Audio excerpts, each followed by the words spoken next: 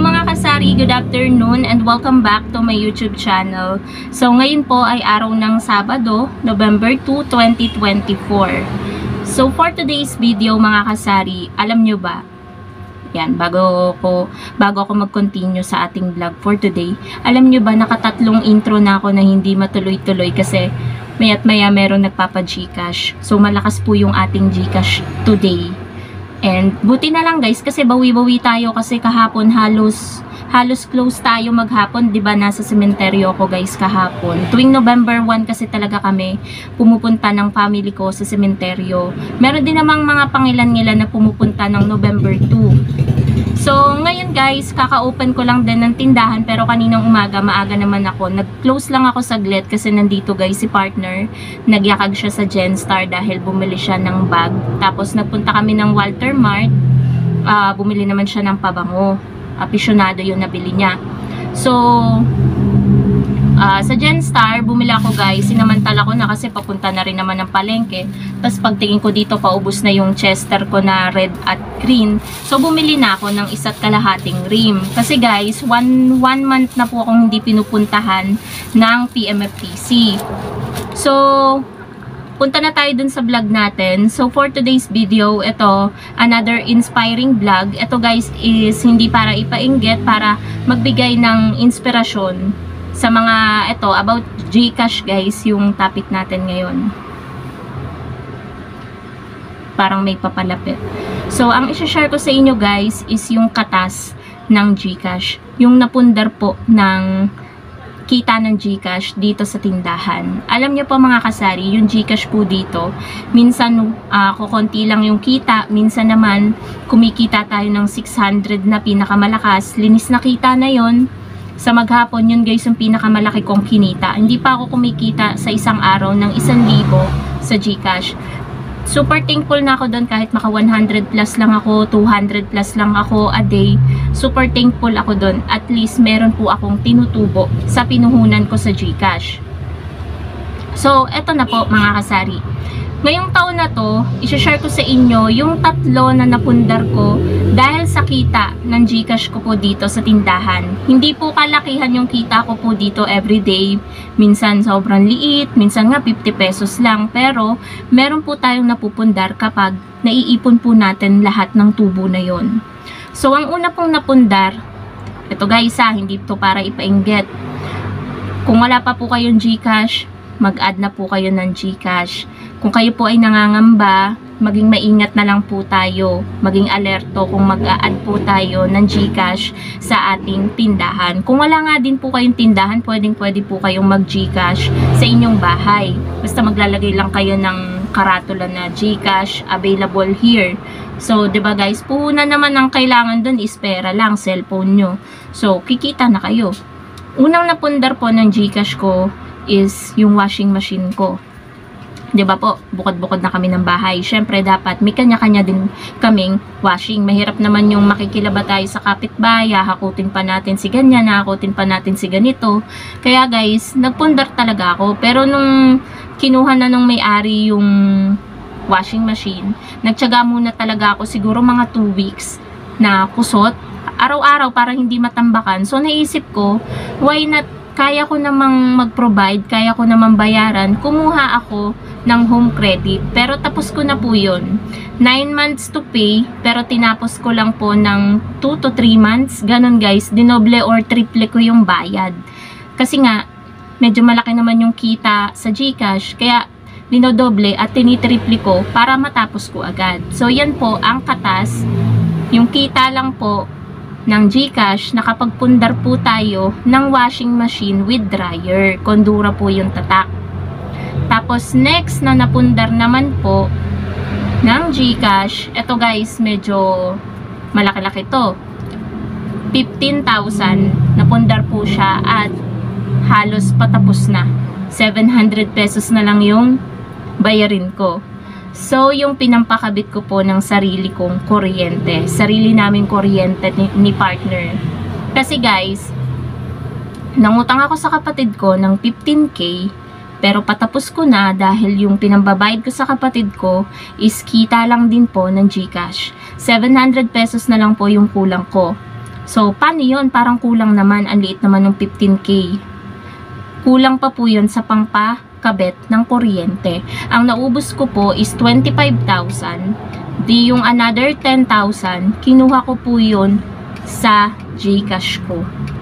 So, yun po. Kita po yun ng GCash. Yung 15,000, 25,000 nga eh. Kinuha ko lang po yun sa kita ng GCash. Kaya, super thankful talaga ako mga kasari. Noon kasi talaga, nag-aalangan ako na mag-additional ng GCash. Kasi noon guys, hindi ko alam kung paano ba yung cash in? Ano ba yung cash out? Parang ganun. Ano ba yung gagawin ko? Tapos nanood ako guys sa YouTube. Ang laking tulong ng mga nagbablog din. So, ganito pala ang cash in. Ganito pala ang cash out. Kasi yung load naman guys, madali namang matutunan yun. So, tinry ko hanggang sa uma-accept na ako ng pay bills. Ayan, ng Meralco bill, ng electric bill, ng water bill, RFID. Tumatanggap na ako niyan. PLDT. So, ayun, ang laking tulong guys ng GCash. Kaya, hindi lang naman tayo sa load, cash in, cash out kikita eh. Pati din sa mga bills na pwedeng bayaran sa inyo ng inyong mga kapitbahay. Bahala na kayo kung magkano yung i-charge nyo, 'di ba? So, ayun. Pangalawang napundar, yung pagpapakabit po natin ng sariling kontador natin ng kuryente. Nakapangalan na po yan mismo sa pangalan ko. And ang sarap sa feeling guys na nakakapag-provide tayo ng ganon. Na yung ibang tao sobrang hirap na hirap, gusto rin nilang magkaroon ng sariling kuryente pero hindi nila magawa. So pwede nyong i-ano guys yung paraan na pagkakaroon ng GCash. Maghintay lang kayo ng 6 months or 1 year hanggang sa makaipon kayo. Kung gusto nyo ring magpakabit ng sariling kuryente, walang imposible.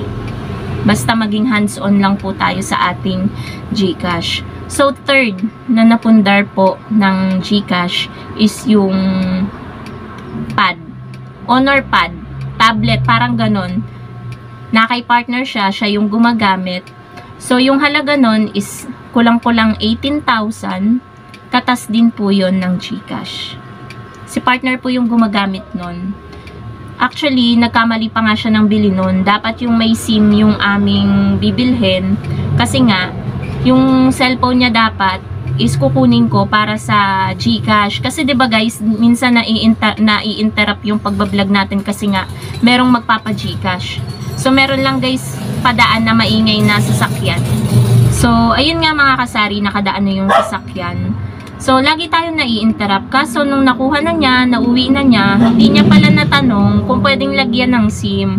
Tapos yun, napagtanto na hindi pala pwedeng lagyan ng SIM, walang suksukan. So ayun, hindi naman pwede nang ibalik yun. Kasi nagamit na halos eh, tsaka nakakahiya na. So hindi ko nakuha yung cellphone ni partner. So sabi ko sa sarili ko, bibili din ako niyan, pero hindi pa ngayon. Kasi gusto ko guys, palakihin ulit yung laman ng GCash. Kasi nga 'di ba nakwento ko sa inyo na ang konti na lang ng laman ng GCash ko. So ngayon may pagkakataon na ako dahil medyo patapos na ako sa mga utang ko. Mapapalaki ko na po ulit yung puhunan natin sa GCash. Pero ayun, still meron po tayong mga napundar kahit hindi po kalakihan yung puhunan natin sa GCash. Meron at meron po tayong napupundar. Hindi po ito para ipainggit, para po ito magkaroon ng inspirasyon sa mga nanonood po sa akin. Kung ayaw nyo pong panoorin, huwag nyo pong panoorin. Ito hindi to para ipainggit guys. Inspiration to sa mga kasari natin na nanonood sa akin always na wala pang GCash, ganyan. So, magkakaroon kayo ng idea, ayan, malaki pala talaga yung kinikita sa GCash, ganito, ganyan. So, yun po talaga. Meron po talagang kita sa GCash, lalo na po kung malaki po yung puhunan nyo. Sobra po. Kasi po dito, ang liit ng puhunan ko, minsan, may nagtatanong sa akin, kaya ba ng 20K? Meron ka bang 10K? 10K naman minsan guys, meron. Pero 20K, 25K, ganyan. May mga nagtatanong kasi pampasahod. Minsan 30 pa nga mga kasari.